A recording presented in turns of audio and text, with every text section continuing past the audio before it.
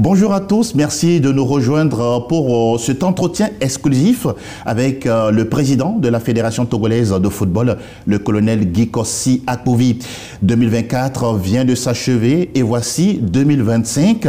Entre défis sportifs, ambitions infrastructurelles et les perspectives concernant 2025, nous allons toucher tous ces sujets avec le patron du football togolais. Merci de nous rejoindre, monsieur le président. Bonjour à vous. Bonjour, comment vous allez? Nous allons tous bien, merci Président. Avec vous, nous allons devoir d'abord parler de 2024. Monsieur le Président, comment est-ce que vous évaluez les performances des sélections du Togo dans les différentes compétitions en 2024? 2024 a été une année de défis majeurs pour nos sélections nationales, engagées sur plusieurs fronts. Et les échecs des éperviers A, A', U20, U17 ont été une grande source de déception, non seulement pour les supporters, mais également pour nous à la fédération. Cependant, ces contre-performances nous ont permis de mieux évaluer nos forces et faiblesses. C'est un tournant pour le football togolais et nous travaillons activement pour rebâtir notre fondation et préparer nos équipes pour un avenir meilleur. Monsieur le Président, aujourd'hui, avec ce bilan que vous venez de dresser, dites-nous quelles sont les mesures concrètes qui ont été prises pour redresser la situation des sélections nationales du Togo. Pour assurer une qualification régulière à la CAN et renforcer notre compétitivité, il est crucial d'investir dans des centres de formation de qualité, à l'image du Sénégal et du Maroc, pour développer les jeunes talents.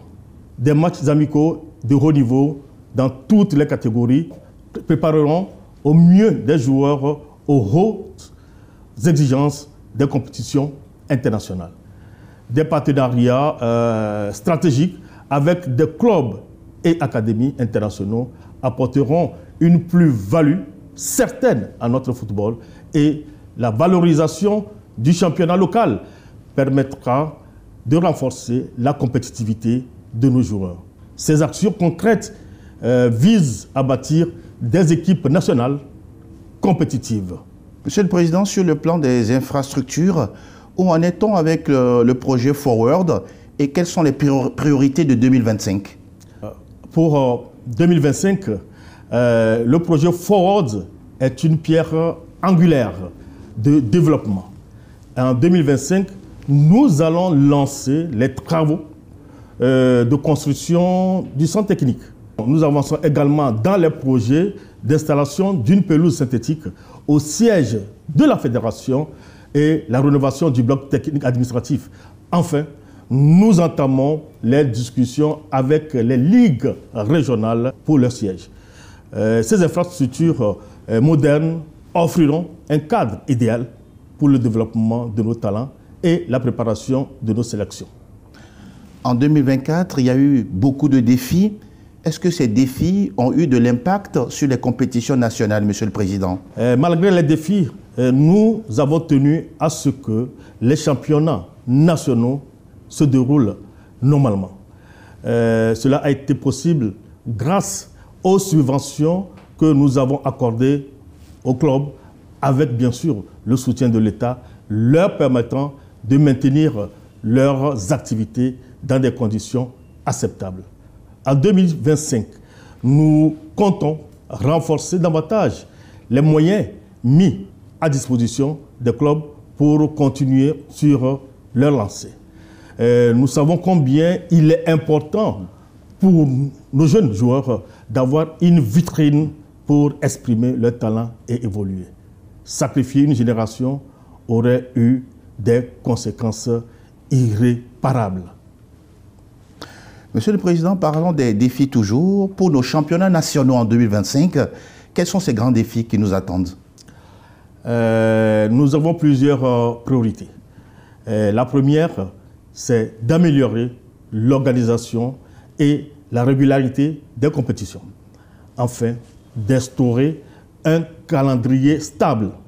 Ensuite, nous souhaitons promouvoir davantage le football féminin, qui représente un potentiel énorme.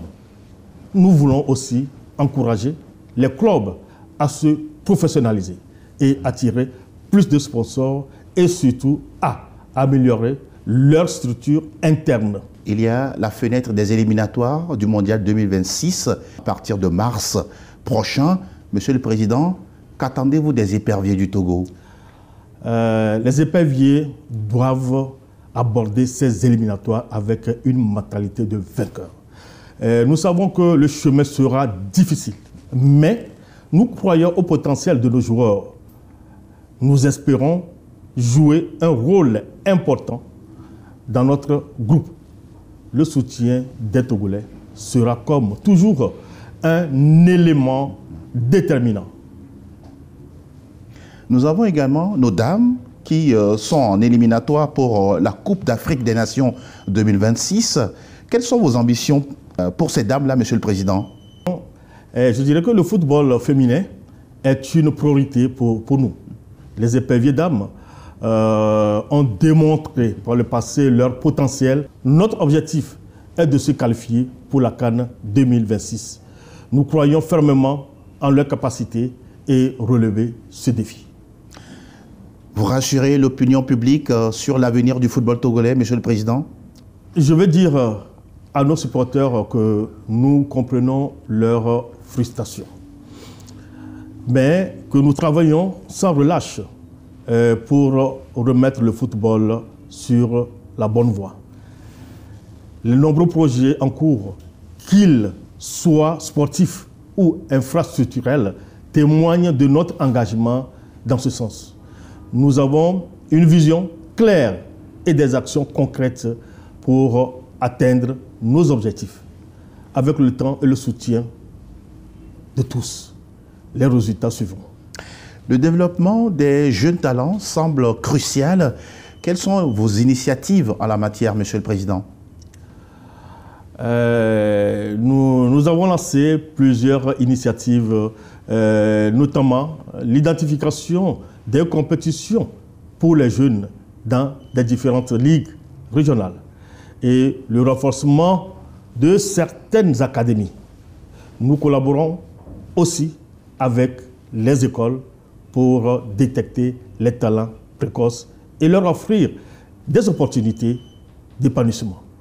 C'est ce que nous avons déjà commencé à travers les projets TDS et FIFA Football for School. Nous voulons construire une base solide qui alimentera nos équipes nationales à moyen et long terme. Comment aujourd'hui la Fédération togolaise de football compte renforcer ses partenariats avec les acteurs du secteur public et privé? Nous avons multiplié les discussions avec des entreprises et des institutions pour élargir nos partenariats.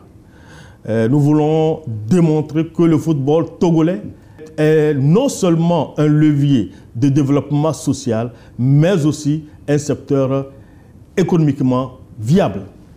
En parallèle, nous collaborons avec les pouvoirs publics pour moderniser nos infrastructures et soutenir nos projets de formation.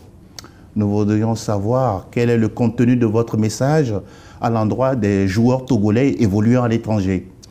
Je leur dis que la porte des équipes nationales reste grandement ouverte. Nous comptons sur leur expérience et leur professionnalisme pour élever le niveau de notre sélection. Ils sont les ambassadeurs du football togolais, qu'ils portent ou non les couleurs du Togo, et nous espérons que ceux qui feront le choix du Togo par patriotisme resteront engagés et fiers de représenter leur nation. Monsieur le Président, nous sommes au terme de cet entretien que vous nous accordez. Quel est votre mot d'espoir pour 2025? Ok. Bon, 2025 soit une année clé pour notre football, avec le travail acharné et le soutien de tous. nous pouvons transformer nos défis en opportunités. Mon message surtout aux supporters est simple. Restez unis et confiants car le meilleur est à venir. Monsieur le Président, merci beaucoup pour cet entretien que vous nous avez accordé. C'est moi qui vous remercie. Nous sommes arrivés au terme justement de cet entretien exclusif. C'était avec le colonel Guy Kossi Akpovi, le président de la Fédération togolaise de football. Il est clair que la fédération fait face à de nombreux défis, mais la FTF avance avec abnégation et détermination. Nous souhaitons tout le meilleur à la FTF et à toutes les sélections nationales du Togo pour 2025. Merci à toute l'équipe technique et au département de la communication qui nous ont accompagnés pour la réalisation de ce document.